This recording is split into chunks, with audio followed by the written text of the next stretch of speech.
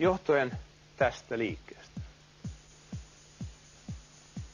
Tässä täytyy päästä oikeaan diskofiilinkiin, että tämä onnistuu. Polvet siis menevät eteenpäin, lantio menee taakse ja suoraksi, kädet lyövät alaspäin ja hieman eteen, hartiat liikkuu ja pää liikkuu.